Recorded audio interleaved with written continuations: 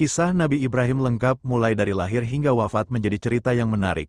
Kisah Nabi Ibrahim a.s. sangatlah beragam dan memiliki nilai keteladanan yang bagus.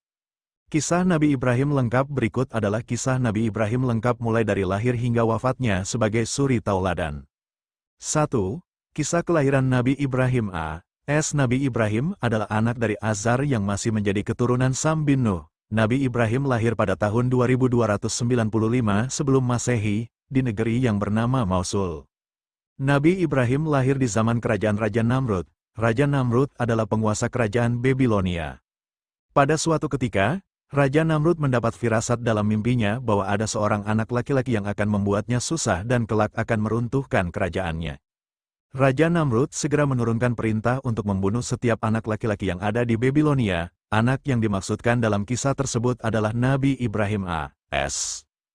Tetapi Allah menyelamatkan ibu Ibrahim dengan tidak memperlihatkan tanda-tanda kehamilan saat sang ibu mengandungnya, sehingga ibunya dapat melahirkan dan Ibrahim bisa tumbuh besar dan selamat dari kejahatan Raja Namrud. 2.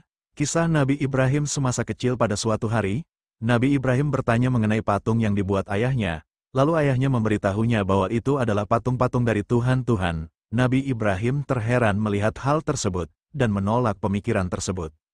Nabi Ibrahim memanfaatkan patung-patung itu untuk bermain, bahkan terkadang ia menunggangi punggung patung-patung itu seperti orang-orang yang biasa menunggang keledai.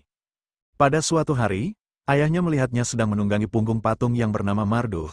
Seketika ayahnya marah dan melarangnya untuk bermain dengan patung tersebut. Ibrahim bertanya, "Patung apakah ini wahai ayahku?" Kedua telinganya besar, lebih besar dari telinga kita. Ayahnya menjawab, "Itu adalah Marduh, Tuhan dari para Tuhan wahai anakku." Dan kedua telinga yang besar itu sebagai simbol dari kecerdasan yang luar biasa. Ibrahim tampak tertawa, padahal saat itu beliau baru menginjak usia 7 tahun. Suatu ketika Ibrahim bersama ayahnya masuk di tempat penyembahan, tempat di mana patung-patung itu berada.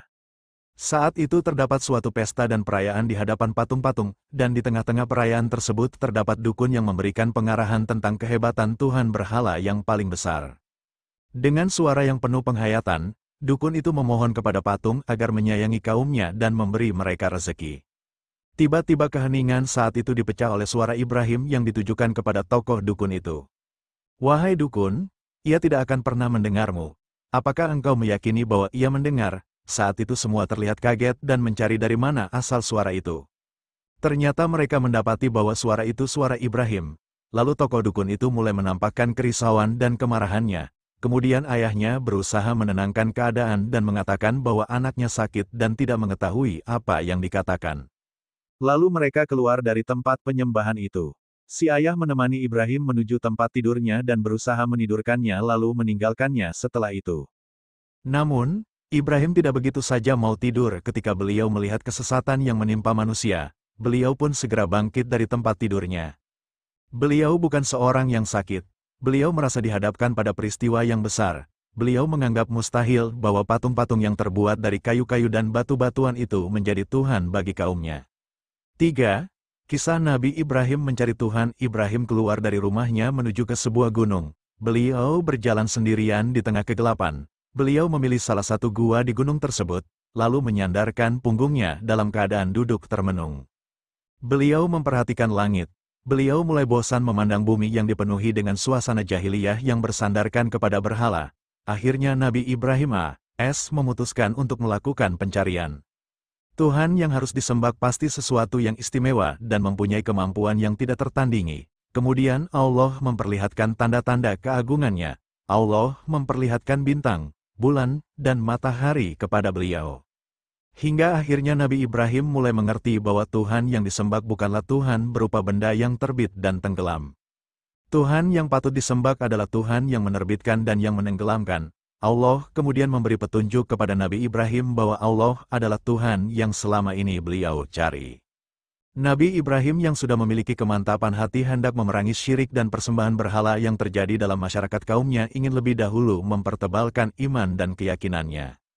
Menenteramkan hatinya serta membersihkannya dari keraguan-raguan yang mungkin sesekali mengganggu pikirannya dengan memohon kepada Allah agar diperlihatkan kepadanya bagaimana dia menghidupkan kembali makhluk-makhluk yang sudah mati. Berserulah ia kepada Allah, "Ya Tuhanku, tunjukkanlah kepadaku bagaimana engkau menghidupkan makhluk-makhluk yang sudah mati. Allah menjawab seruannya dengan berfirman, tidaklah engkau beriman dan percaya kepada kekuasaanku. Nabi Ibrahim menjawab, benar, wahai Tuhanku, aku telah beriman dan percaya padamu dan kepada kekuasaanmu, tetapi aku ingin sekali melihat itu dengan mata kepalaku sendiri, agar aku dapat mendapat ketentraman dan ketenangan dan hatiku dan agar kami menjadi tebal dan kukuh keyakinanku kepadamu dan kepada kekuasaanmu. Kemudian Allah mengabulkan permohonan Nabi Ibrahim. Dan Allah perintahkan Nabi menangkap 4 ekor burung. Kemudian Allah perintahkan Nabi Ibrahim memperhatikan dan meneliti bagian tubuh-tubuh burung tersebut. Memotongnya menjadi berkeping-keping hingga hancur luluh dan bercampur baur itu diletakkan di atas puncak setiap bukit dari 4 bukit yang letaknya berjauhan satu dari yang lain. Setelah mengerjakan apa yang telah diisyaratkan oleh Allah, Nabi Ibrahim diperintahkan untuk memanggil burung-burung yang telah terkoyak-koyak tubuhnya dan terpisah jauh tiap-tiap bagian tubuh burung dari bagian yang lain. Dengan izin Allah dan kuasanya datanglah beterbangan 4 ekor burung itu dalam keadaan utuh, bernyawa, seperti semula saat mendengar seruan dan panggilan Nabi Ibrahim kepadanya. Lalu hinggaplah 4 burung yang hidup kembali itu di depannya, dilihat dengan mata kepalanya sendiri bagaimana Allah yang Maha Berkuasa dapat menghidupkan kembali makhluknya yang sudah mati sebagaimana Dia menciptakannya dari sesuatu yang tidak. 4. Kisah Nabi Ibrahim menghancurkan berhala Raja Namrud. Pada suatu hari, saat Raja Namrud dan kaumnya pergi meninggalkan negerinya, sehingga kampung-kampungnya kosong, Ibrahim melaksanakan niat yang selama ini dipendamnya, yakni menghancurkan berhala-berhala yang dipuja dan disembah oleh Raja Namrud dan kaumnya. Beliau menghancurkannya menggunakan kapak, dan hanya satu yang tidak dihancurkan. Hal ini ia lakukan dengan sengaja, lalu kapaknya dikalungkan di leher patung terbesar itu. Beberapa hari kemudian Raja Namrud dan pengikutnya tiba kembali di negerinya. Ia murka saat mengetahui bahwa seluruh patung-patung yang selama ini disembah sudah hancur.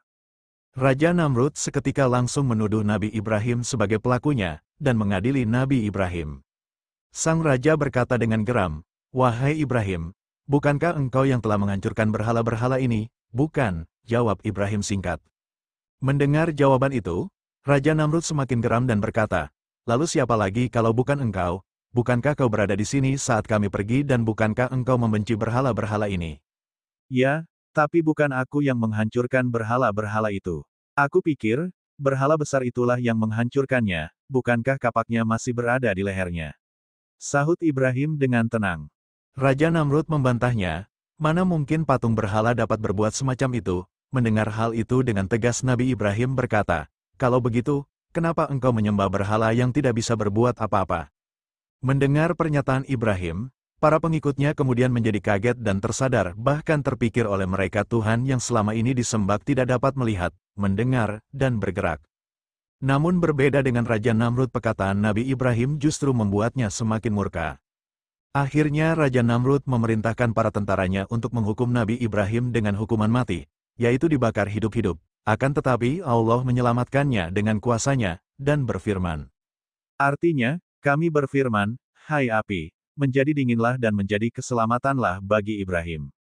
Qs. Al-Anbiya, 69.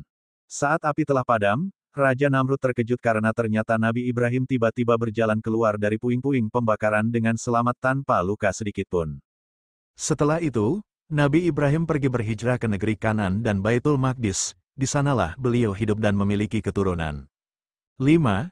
Kisah Nabi Ibrahim mendapatkan ujian. Nabi Ibrahim memiliki 2 istri yaitu Sarah dan Siti Hajar serta memiliki 2 putra Ismail dan Ishak yang keduanya pun menjadi nabi dan rasul Allah. Ismail dilahirkan oleh Siti Hajar dan Ishak dilahirkan oleh Sarah. Beliau menikah dengan Hajar karena bersama Sarah tidak dikaruniai anak. Kemudian Sarah meminta Ibrahim untuk menikahi budaknya Hajar dan lahirlah Ismail. Namun, kemudian tidak lama Sarah akhirnya memiliki putra yang diberi nama Ishak. Ketika Ismail tumbuh dewasa, Allah hendak menguji kesetiaan Ibrahim terhadap perintah-perintahnya melalui sebuah mimpi tentang penyembelihan anak.